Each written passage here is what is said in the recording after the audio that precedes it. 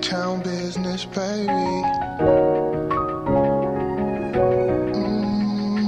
It looks like you lost it. Baby, it's that Knott Street flow, that Miss Collins flow, that SEI flow, yeah. Baby, this that Rex in the flow, that Peninsula flow, Boys and Girls Club flow, yeah. Baby, it's that King School flow, that Tubman flow, that Jefferson flow, yeah. I'm a product of my city. I'm a man cause they raised me. I'm a product of my city. I'm a man cause they raised me.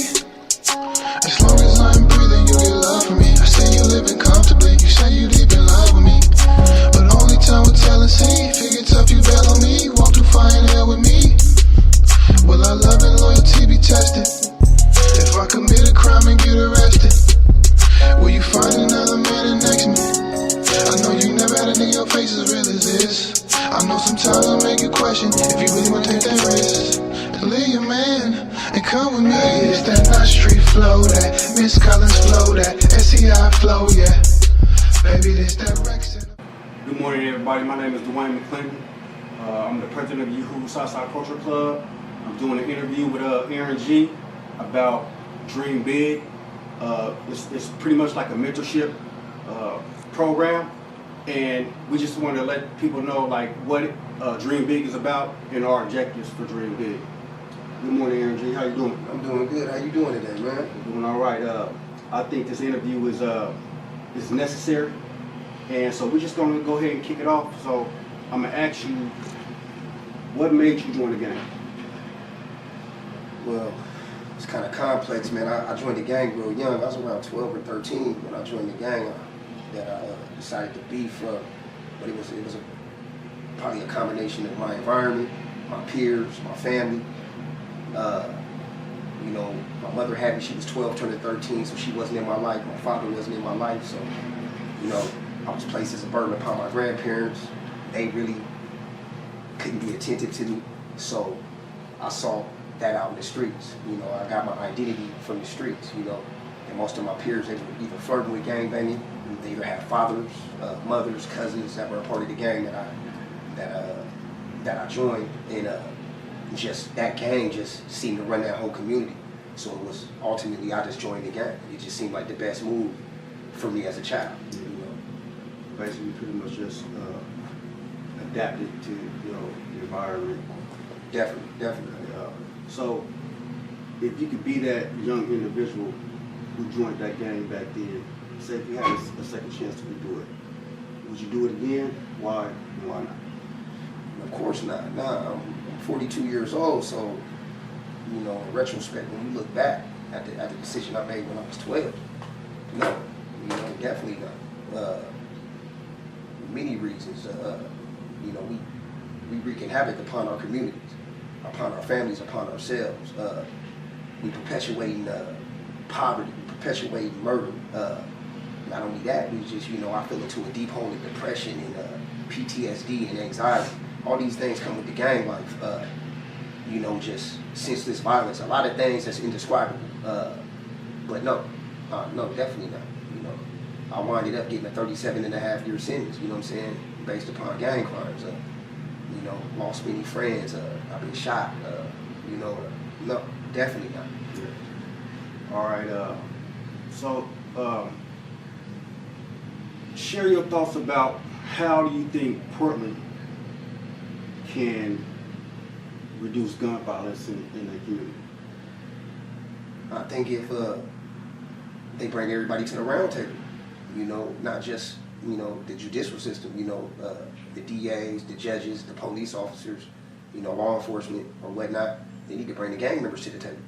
The community, you know, everybody has to be at the table, you know, making decisions about how to reduce gun violence.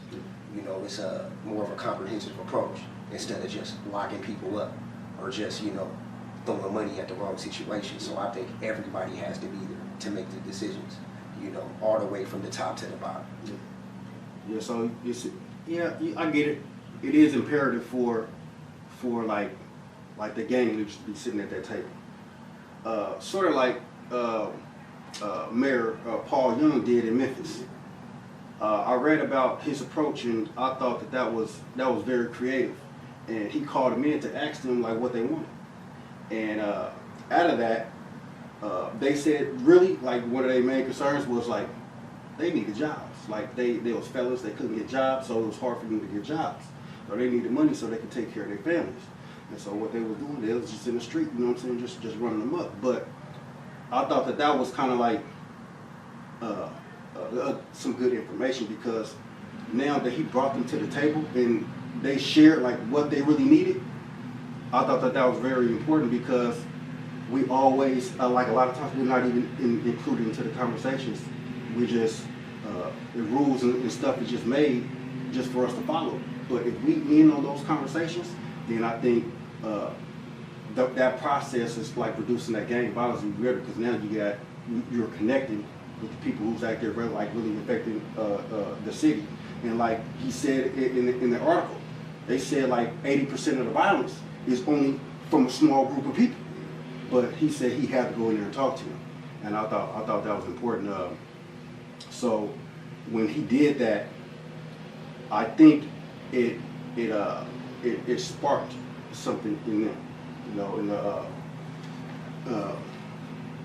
in them gang leaders, and made them like, because like I remember when I was out there, right? I talked about this before. There was times, man, when I used to walk with my gun, you know, late at night, like I used to get tired of that shit. I used to get tired of having to just tote that gun around. And I'm quite sure there's a lot of other people feel the same way.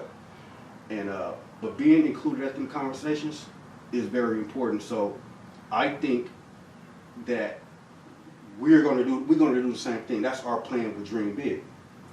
Not just having that round table, but also creating that building. Yeah, I agree with you, man. When I read about the Black Marriage Coalition on Crime, yeah, it's imperative to bring gang leaders, to the round table. You know, because when I was on the streets, you know, I was walking around hopeless, but I believe this was the only route for me. I was destined to die or go to jail. There was nothing else. I didn't see no other options. Nobody never came and talked to me about anything.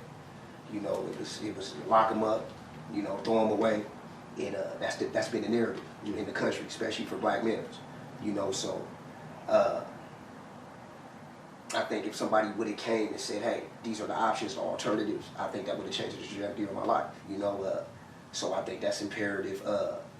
You know, with Dream Big, I think having a building is too. You know, having a building, taking 10 AICs that's on their way home, you know, to take 10 juveniles too, you know what I'm saying, into an enclosed facility, and just, you know, mentoring them, being attentive to them. But we also vetting these 10 AICs too, making sure that they meet the criteria. I think all of that, I play a big role in changing things, man. Yeah, I'm with being at the round table. I think that all of our voices matter. You know, if the community doesn't involve us, then it's only gonna get worse. Yeah. You know, it's only gonna get worse because probably 8 out of 10 people that's in the streets really don't want to be in the streets. Yeah. You know, it seems like that, but that's not the case. I was in the streets. That's not the case. It's not. We glorify it, we make it seem cool, we make it, you know, we try to make it, you know, look like it's cool. At the end of the day, we human beings, we hurt them too. Mm-hmm. You know, we want a way out. We want our family to be supported. We want it, we want housing, we want everything the next person wants. We just ended up getting it this way. Yeah. You know, but if somebody comes with a different, you know, opportunity or alternative to that, you know, 8 out of 10 people willing to take that. Yeah. You know what I mean? So, you know, I agree with you. Yeah, as of right now, what do you think about the gun violence in Portland? It's egregious. It's bad. It's bad. It's very bad. I think, you know, I think they neglecting the community. That's what I think. I think, you know, when I first came, you know, gun violence was more endemic to like North and Northeast Portland. And then with the urban renewal thing, what happened was they displaced communities. So now it's all across Monroe County. So it's spread. You know, they never fixed the problem. They put a Band-Aid on the bullet wound. And, you know, you seen it in Chicago, same thing. Gentrification. It spread across the city, turned it into a murder cap. They're not going about it the right way. You know, and it goes back to, you know, having people at the round table. It goes back to, you know, making sure everybody's voices matter. It goes back to really recognizing that everybody's community cultures is different. Our gun violence is different than other cultures' gun violence, you know, because it comes out of some place that's really, you know, predicated off racism, structural racism, systemic racism. So in Portland, man, unless, you know, the mayors like Ted Wheeler or whoever are able to bring us to the round table and come to like a comprehensive solution, it's only gonna get worse. Yeah. Like I said, yeah, I agree to that, because we do have a voice, and we do need to be sitting at that table in order to make decisions for, you know what I'm saying, the people that's in our community. You know, their voices do need to be heard.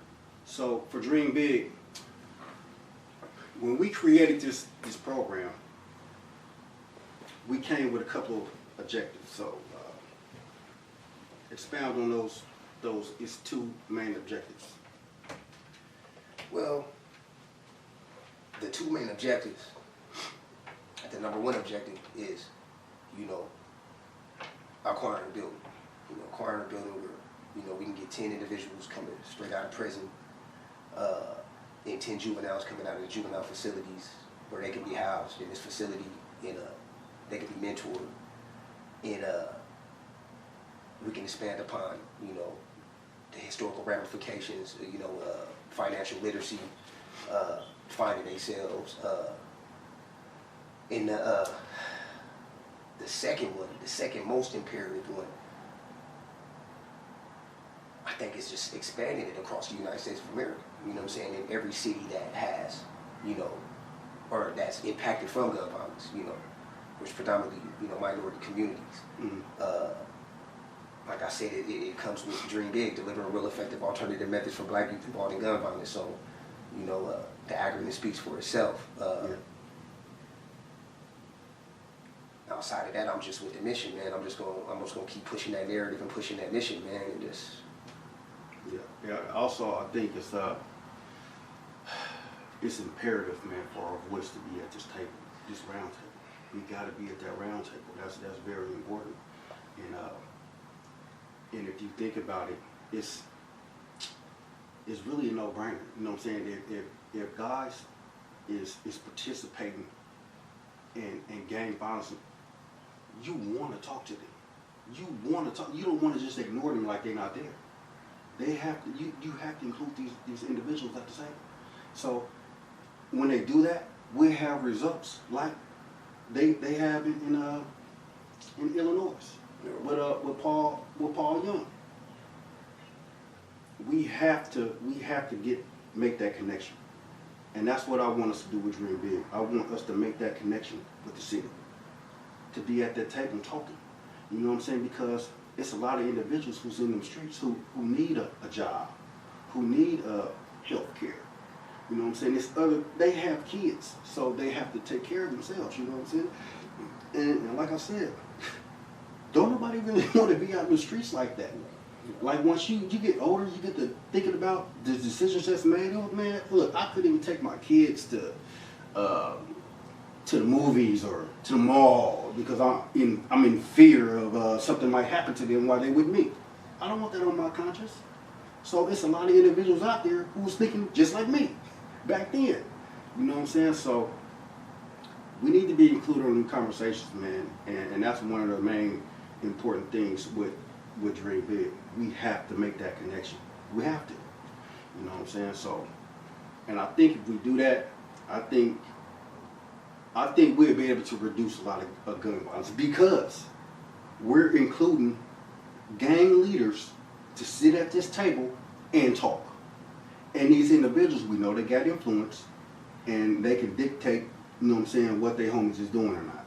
You might have like a couple stray cats doing this, but still overall, it can reduce that gun violence.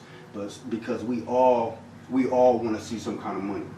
And I think if we can create a way to where we can help these cats, some of these individuals financially, I think we can make strides. And that's what our aim for with Dream Big should be, you know. So in our curriculum, we created a section about Black history. Why is that so important? First of all, we wanted to show our youth that the fight that our ancestors fought for, you know, and what we doing now is essentially a slap in the face of everything we done been through. Yeah. You know, we can go all the way back to Sojourner Truth. We can go to Frederick Douglass. We can go to Harriet Tubman. We can go to Martin Luther King. We can go to Malcolm X. We can go to Cornel West. We can go to anybody that's black and then, you know, that did something for African American culture. Mm-hmm. You know, but what we're doing in the streets, you know, killing, you know, robbing, pillaging, doing all these egregious acts, you know, is a real slap in the face to our ancestors. But we also added Black history to show our youth, you know, the historical ramifications of structural and systemic racism and what led up to why our communities look the way they look. You know, why it's poverty in our communities, you know, coming all the way back from slavery, from the black codes to Jim Crow, urban renewal or gentrification. Yeah. However you coin the name, yeah. you know, you can see, you know, these events and what led up to what you see now. We also want to show the fact that if we had generational wealth and it was trickled down, you know, the plight of the African American community would be very different. So if you don't know about the past, you won't know about the present, you won't know your future. So I think that when we implemented, you know, Black history, you know, in the way we do it, I think it's going to be real impactful, you know what I'm saying, for our youth, you know what I mean? Yeah. I like the part, like, cause we got a section, or in that same section, we're talking about like financial literacy, like how the Black Wall Street, like those individuals, man, they really had it together. They knew like we had to get money, we had to spend our money, keep our money in our community, and it was just like kind of rough, like reading about like what happened. Like they destroyed a lot of black wealth right then. You know what I'm saying? And that's like right now, a lot of like even Oklahoma, they trying to get the city to pay for like the reparations.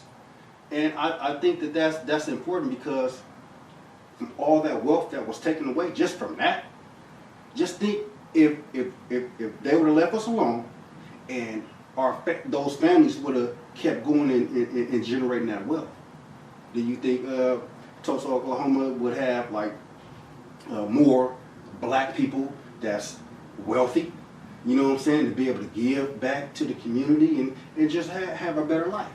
But from like me reading a lot of Black history, like you was just talking about urban renewal, I'm watching OPB World, and I saw so many documentaries about black communities being gentrified, like to all these different little areas, but it was only occurring when black communities was being successful with businesses and stuff like that.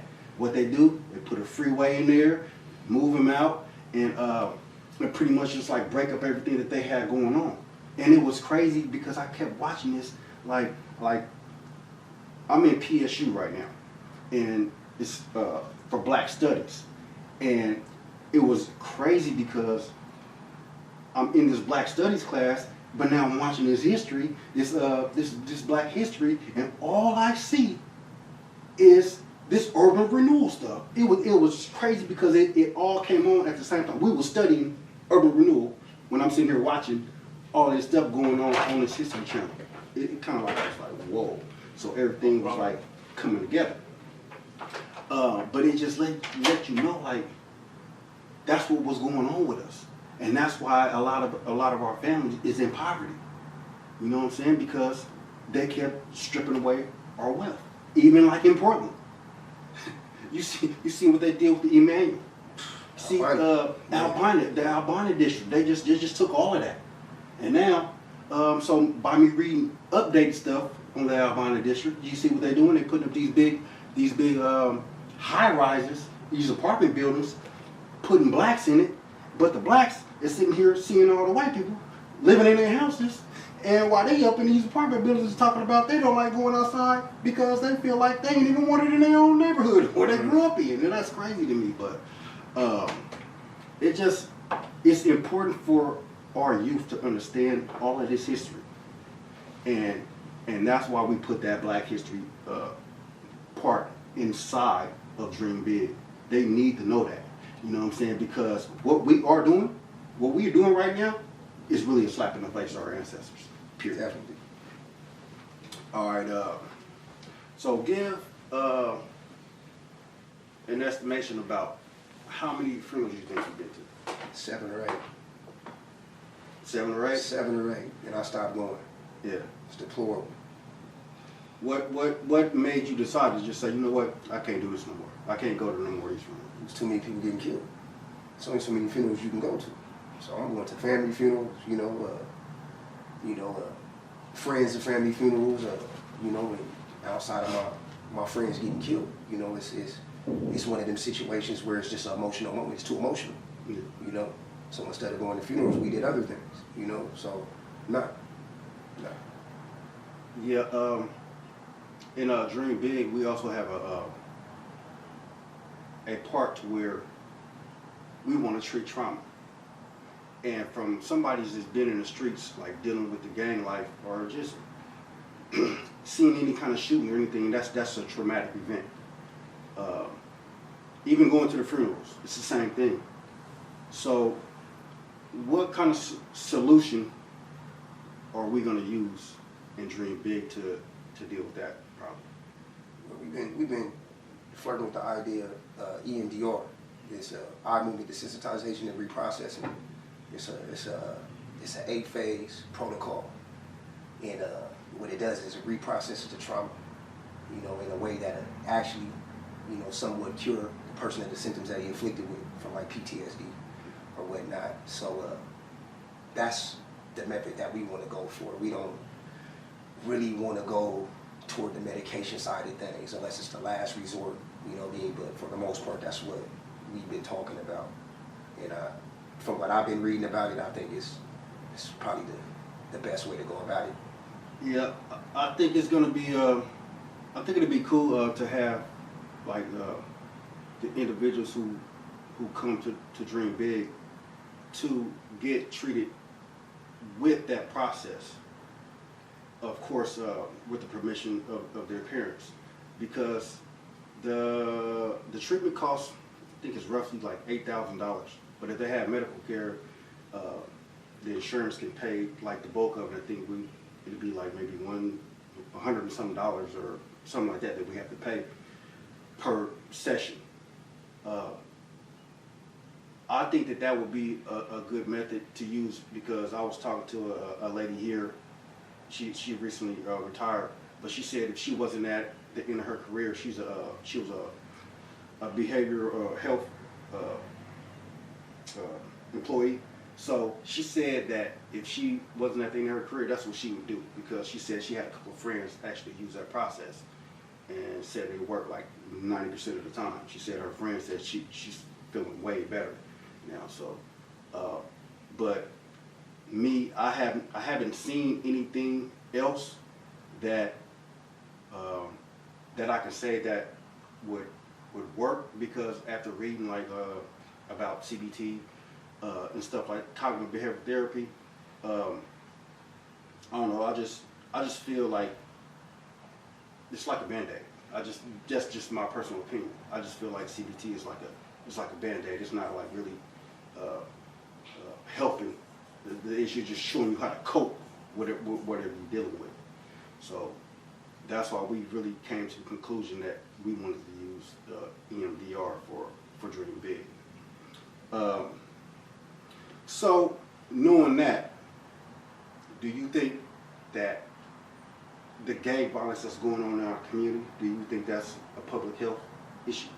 Of course, because, people that live in the community are vicariously affected by it. You hearing gunshots, that intensifies, anxiety, depression, PTSD.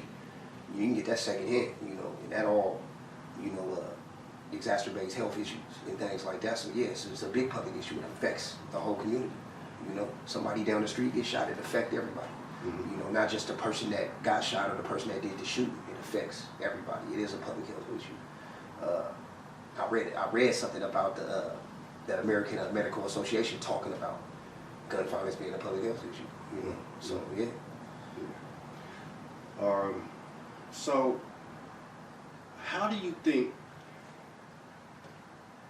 OSP and just us in here in general can benefit by having a youth panel at OSP? I think for AICs, it's beneficial because it shows that we still have some work for society. We're still able to give back to the youth. And for the youth, obviously, it's they're able to deal with people that, you know, probably understand what they're going through and what they're about to go through, you know, and have a sort of different connection and can, you know, steer their trajectory into a more positive path. You know, I haven't participated in it, but from what I know, from what my friends said that have participated, they said, man, it was a cathartic situation, you know, emotional, you know, dealing with these children, man, you know, and just seeing them, you know, going down the path that they went down, and now they're able to talk to them and see they're good kids. They got, they, you know, got good hearts, you know, just, you know, coming from, you know, messed up situations. And I think we need that. I think we need that, both AICs and the youth on the streets of society. We need that. We need that because at the end of the day, we still have something to give, you know, and they have something to receive, and I think they can receive it better from us. Yeah, I agree. So hopefully, you know, in time, man, that we'll be able to get that back up and running here, so we can contribute to our community, you know, and society. You know what I'm saying? They really need it. You know what I'm saying? But these kids, they being misguided, man, and they need to hear our story. They need to hear, like, like I talked about before, like, when people come here, they thinking, oh, they homies finna be beefing with these cats. No, man, these cats up here eating, making spreads together, playing basketball, all that, man. So they need to see that. And so they don't just be thinking like, oh, yeah, we going up in there, it's gonna be going down. Like, no, it ain't even really like that. So my last question would be, if you can say anything to the youth that's out there that's either gang banging or even thinking about joining the gang, what would you want to tell them? Stop immediately. You know, if you gang banging already, hopefully you can probably find that, you know, that silver lining into leaving or getting away from that, you know, because at the end of the day, it's only two ways when it comes to gang banging, you know, prison or death. You know, that's the science of it. You know, you don't have to be Albert Einstein to understand that. You know, that's it. That's the end result. It's not a game. If you gang banging and you got kids, you need to think about your babies. You know, if you leave them, then they're going to 9 out of 10 times go into the same lifestyle you went into. And the young gang members I talk to around here, you know, they say they don't wish that upon their kids. Well, if you wouldn't wish it upon your kids, then why would you do it yourself? So you got to question that. For those that are flirting with the idea of gangbanging, do not make that choice. You know, rap videos make it look good. You know, the media perpetuate gangbanging. There's a lot of things that, especially our music, you know, it's a lot of things that glamorize this life. It's really not what you think. You know, at the end of it, like I said in the beginning, it's death.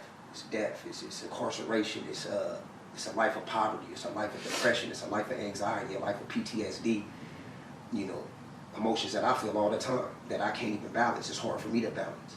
You know, gangbanging, it does something to your brain. It does something. You know, it changes you. I would just try to stay away from that and just try to, you know, dream big. Try to make your dreams come true. Try to do what you need to do. But at the same time, I want to say something to society. Society, you know, has to cultivate our children. They have to allow our children to grow. You know, we have to be attentive to these kids. You know, we just can't just, you know, expect, you know, kids to make adult situations and just think it's going to come, you know, it's going to be a positive result to that. We have to start raising these babies. You know, the whole community. You know, your baby, that's my baby. You know, we have to get back to that. If we don't, the youth is lost. You know? I agree. That was deep. Yeah, we really got to pull it together. Well, thanks to everybody. I just want to introduce y'all to Dream Big, and we're going to be out there in a little bit. Peace. I'm a product of my city. I'm a man cause they raised me.